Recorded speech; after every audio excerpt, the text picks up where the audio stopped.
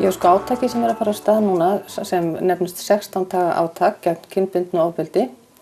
Það haldið núna tilstuðlan Sameinuðu þjóðanna í 23. skiptið og hér á Akureyri hefur þetta átak verið haldið undanfarin ár líka.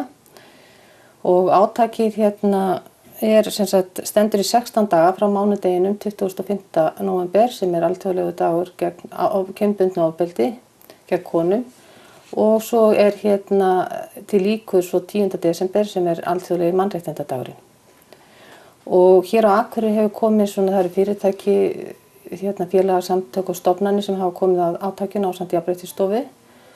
Og átakið, alþjóðlegt átaksins í ár baráttan gegn hernaðarhyggju. En hér á Akureyri var áhugi fyrir því að leggja svolítið áherslu á unglinga, ofbeldi og klámvæðingu. Sem við erum að verða alltaf meira og meira vöru við að bæði unglingarnir okkar eru berskjaldaðir fyrir því sem þessu áreitis bæði gegnum netið og auglýsingar, þessi tónlistarmyndbönd og annað sem í rauninni bara dulið klám eða bara púra klámmenning sem börnin okkar eru að horfa á og við vildum endilega að nota þetta 16. átak líka til að vekja athygli á þeim veruleika sem við búum í sem snertir bara klám og klámmenningu.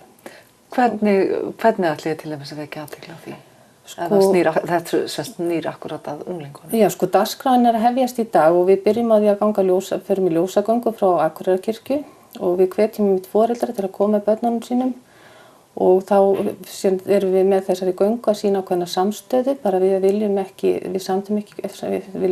sýna samstöðu gegn kynbundnu ofbeldi, gegn þessari klámvæðingu og við göngum svo niður í Sambíóinni og þar eru Sambíóin að bjóða okkur ásamt Vís og Norðurorku í bíó, þar sem að kvikmyndin Disconnect verður sýnd en það einmitt mynd sem kemur inn á netnotkun, klám og einelti og bara þetta ofbeldi sem við erum svo óvarin fyrir inn á heimilum.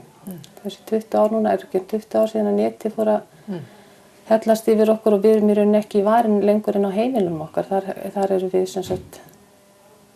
ofta falla í þessar gryfjur sem á netinu varðandi bara ofbeldi.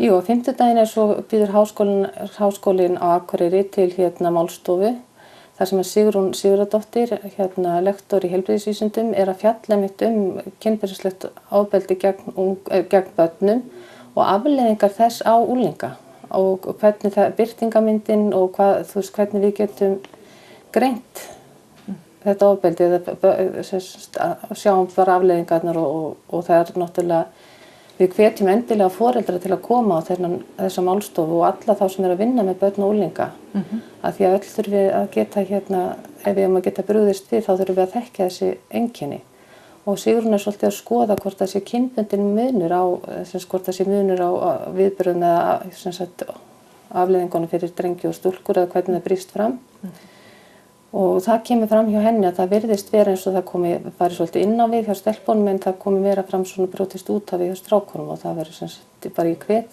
alla þá sem eru að vinna með börn og unglinga og þá foreldra sérstaklega að koma og hlusta á Sigrúnu og þá hægt að vera með spurningar og ýmislegt. Og þetta í hádeginu á? Þetta í hádeginu á fimmtudaginn. Og svo heldur það áfram á föstudag? Á föstudaginn við með hádegissamveru á Eymundsson og þá hann Bjarni Friðsson að kynna nýju bókina sína og lesa upp úr henni. Bókin heitir Strákar en Bjarni hefur einmitt verið að tala það hefur sagt í kynningu á sinni bók að við séum búin að tala mikið stráka, við erum alltaf að tala stráka en nú sé komið tími til að tala við stráka og því að strákum skortir oft bara heilbrigðar fyrirmyndir og fræðslu. Og við spjöllum þá við strákana en ekki alltaf þá.